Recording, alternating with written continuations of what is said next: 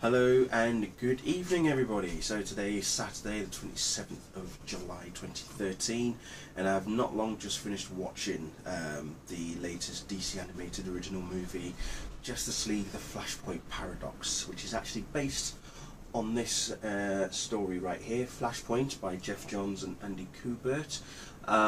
This pretty much was part of the reason for the DC relaunch, okay, that they did back in 2011. If you'll remember, in the run up to August and September, you know, DC pretty much wiped the slate clean and relaunched every single one of their comics, creating a whole set of new 52 comic books, and then since then we've had a number of cancellations and some new stories and characters have emerged as well. But this pretty much sort of set the tone in some sense. And the film in this particular book as well, it pretty much starts off with Reverse Flash is threatening to you know, erase the existence of Barry Allen, and Barry Allen somehow puts a stop to Eobard Thawne's you know, criminal activity. But what is interesting is that Thawne threatens the Flash with someone close to him, and when he does that, well, Barry does something unsuspecting to him. He doesn't actually realise that what he's done has in fact caused a ripple effect in the well, throughout the time space continuum, the universe and stuff, and he wakes up in this reality where he is no longer the Flash. Superman does exist, but nobody knows he exists. Cyborg, Aquaman, well, Aquaman and Wonder Woman are pretty much have started World War III. Cyborg is trying to stop said war from happening, and Batman is not Bruce Wayne, it's actually his father, Thomas Wayne.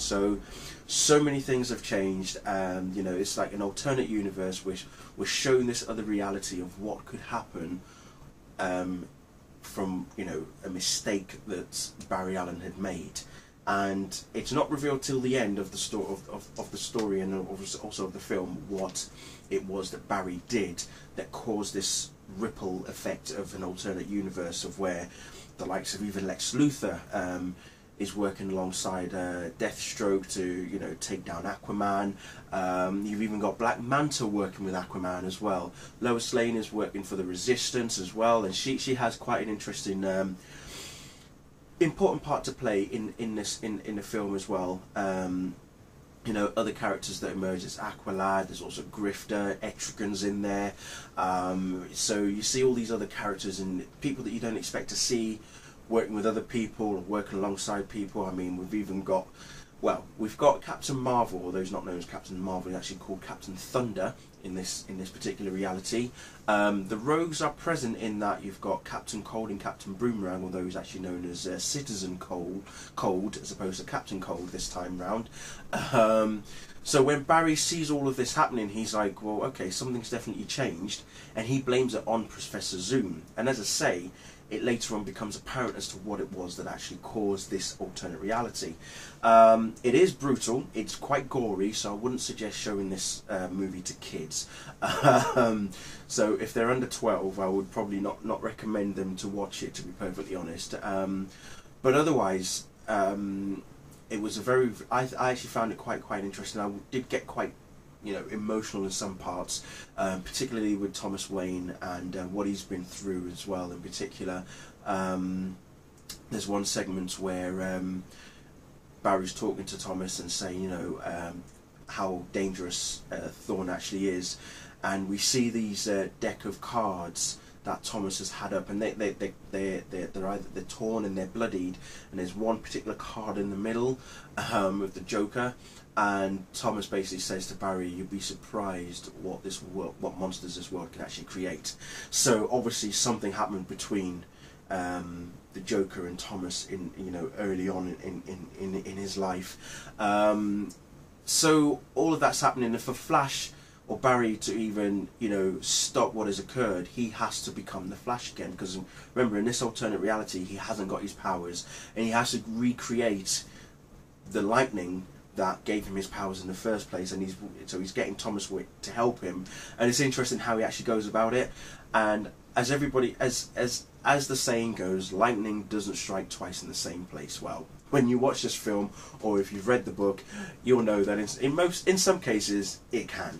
So it really is an interesting story. As I say, if you've read it and then you've watched it, you know there will be differences, there will be similarities, there will be some things that didn't make the film as well.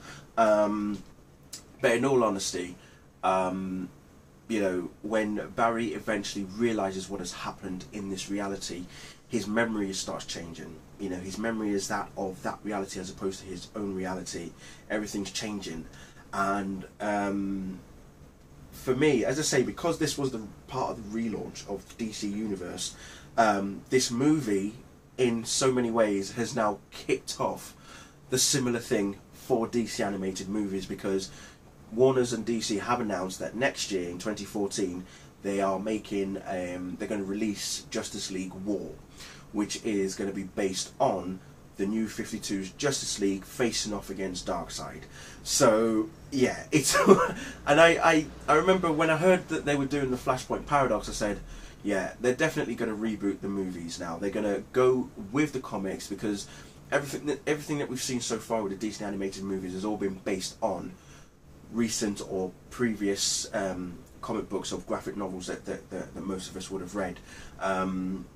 So I'm not surprised that they are following on with that formula in the comics that they are on the animated side of things as well. So with Justice League War coming out next year, that's going to be pretty much the New 52. So you're going to see, I mean, at the end of this film, you actually do see Barry Allen's new costume that he wears as the Flash in the New 52. So everything does change, and as it says on the back of this book, everything you know will change in a Flash. So so yeah. As I say, if you have watched it, if you've read it, let me know what you thought of the story, let me know what you thought of the film as well. Was it to your liking? I know that some people have actually said they didn't quite like it. They felt that the story was a bit weak. My only gripe was I didn't like the way Aquaman looked. I really did not like the way that they did Aquaman. There was just something, he just looked more fat than he did muscles, to be perfectly honest. He wasn't muscly, he was more fat than anything. The face just didn't fit well. We did have some interesting casting voices. I mean, the chap who voiced Barry Allen was a guy called Justin Chambers. We've got Michael B. Jordan from Chronicle, who voiced Victor Stone and Cyborg. Kevin Conroy's in there. Sam Daly, the son of Tim Daly, who voiced Superman in the Superman animated series, voiced Superman in this Flashpoint Paradox film. Dana Delaney was back as Lois Lane as well. So you know, they brought back some of the older voices for some of the roles in there. In particular, of course, Nathan Fillion as Green Lantern, Hal Jordan as well. He also played another interesting role in the film as well. So so it was good to see some famous voices reappear and such. So that was pretty good. But as I say, let me know what you thought of it, and yeah. As I said, I did enjoy it, and then as I say, we'll see what Justice League War next year is gonna bring for the introducing the New 52 in the animated world of DC. So anyway, that's it from me. Thank you all very much, and I'll speak to you very soon. Bye.